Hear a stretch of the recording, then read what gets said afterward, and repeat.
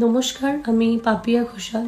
অঙ্কুরহাটিতে টিয়ামো নামে একটি চায়ের দোকান গত ৩ মাস ধরে আমি চালাচ্ছি। নমস্কার, আমি সৌরভ। আজ ৪ মাস ধরে আমি ইউটিউবে অকঠোর পরিশ্রম করছি, কারণ আমাকে মনিটাইজেশনটা পেতেই হবে। অকঠোর পরিশ্রম করেছি, তার ফল আমি পাইনি বন্ধুরা।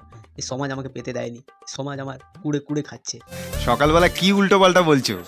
চায়ের কাপটা নিমিত্ত মাত্র, চাই জীবনের গল্প, সাথে রাশিয়ান দিদির হাসি মুখ, আর চিনি ছিল চাই অল্প।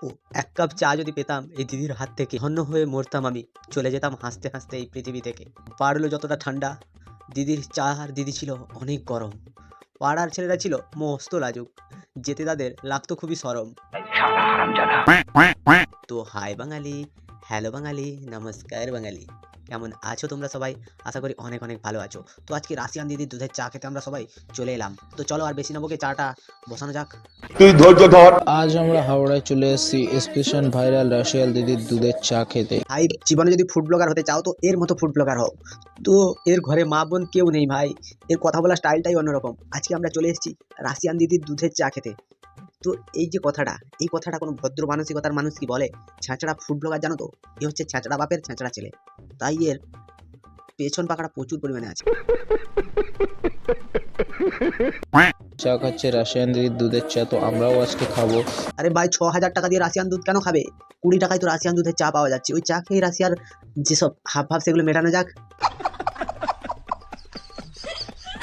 এখানে অনেক দূর দূরান্ত থেকে অনেকেই চা খেতে আসছে।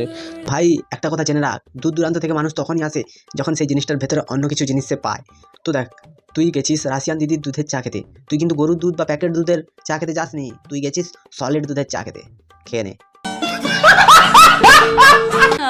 সমাজ উন্নত করতে পলিটিক্স করতে হবে, এই কথাটা তো একদমই জাস্টিফাইড নয়। কিন্তু এই কথাটা জাস্টিফাইড দিদি, যে পলিটিক্স করলে তুমি সমাজ উন্নত করতে পারো কি না পারো, নিজেকে উন্নত করতে পারবেই।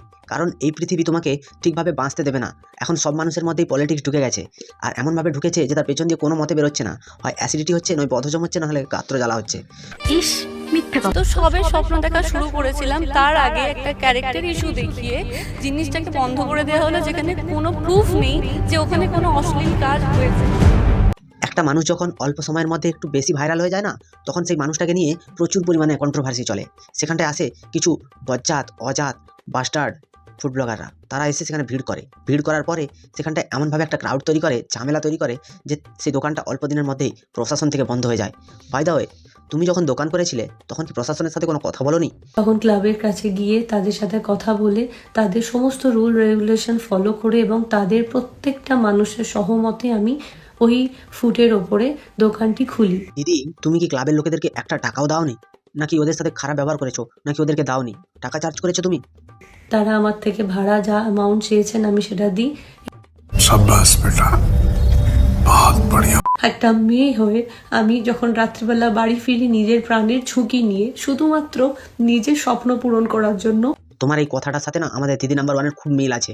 দিদি নাম্বার 1 এরকম কাঁদতে কাঁদতে বলেছিল, যখন বাড়ি ফিরি তখন গাড়ি করেই ফিরি, কিন্তু আমরা বাঁচতে পারবো তো, ভালোভাবে ফিরতে পারবো তো? মনে আছে তিলোত্তমার সময় গো? তারা যেমনভাবে চালনা করে আমি সেরকমভাবে চালিত হই। দেখো, পশ্চিমবঙ্গে থাকতে গেলে দিদি যে ক্লাবগুলোকে পুষে রেখেছে, সেই ক্লাবগুলোকে তোমাকে অনেক রকম সার্ভিস দিতে হবে, যে টাকা দিয়ে হোক কি অন্য সার্ভিস দিয়ে হোক। দেখো, সার্ভিস তোমাকে দিতেই হবে, কারণ দিদি মাসে মাসে সার্ভিস দিচ্ছে, তোমরা কেন সার্ভিস দেবে না? 60,000, 70,000, 75,000, 1 লাখ, 2 লাখ দিদি তো টাকা বিলোতেই আছে, যেন দিদি তার বাবার টাকা এনে ক্লাবগুলোকে দিচ্ছে। আর ক্লাবগুলো এমনভাবে তৈরি হয়েছে যেন সালা প্রশাসনের বাপেরা, আদালত, আইন এদের কাছে কিছুই নয়। আর এদেরকে বেশি নয়, 2 প্যাক মদ দিলে এরা তোমার ঘরে তোমার পায়খানাও সাফ করে দিয়ে চলে যাবে। ক্লাব মানে হচ্ছে মদ আর মাংস। ক্লাব মানেই হচ্ছে মদ আর মাংস। এই মদ আর মাংস যেই ক্লাবে না থাকবে সেটাকে ক্লাব বলে গণ্য করা হয়ই না। তুমি হয়তো জানো না ক্লাবটা কী জিনিস।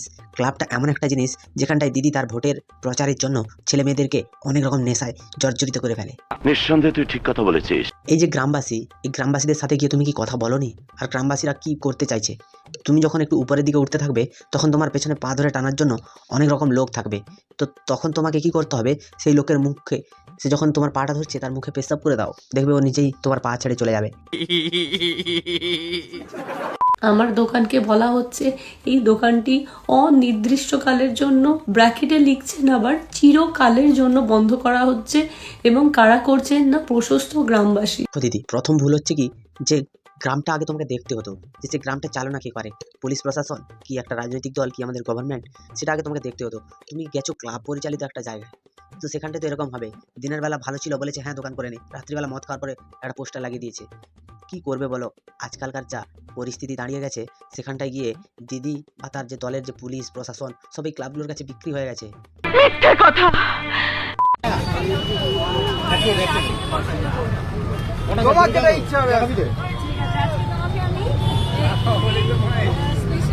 দেখো এই দিদিকে দেখার পরে যারা যারা জীবনে কোনোদিন চাই খায়নি বা এই চা শুনলে ওরা বলতো ছি এই চা কেউ খায়, এইরকম করে যারা বলতো তারাই হয়তো দেখবে এই দিদির কাছে সারাদিনে 4-5 কাপ করে চা খেয়ে যাচ্ছে আর দিদি ফুলে ফেপে উঠছে।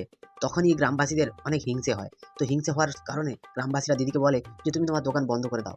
দিদি ছিল অনড়, দিদি ছিল নিজের পায়ে ভর করে দাঁড়াবে, কিন্তু দিদি তো জানে না যে পশ্চিমবঙ্গের এখনকার যা পরিস্থিতি, সেই পরিস্থিতিতে দাঁড়িয়ে নিজের পা কেন, নিজের বাবার পায়ে পা দিয়ে দাঁড়ানো যাবে না।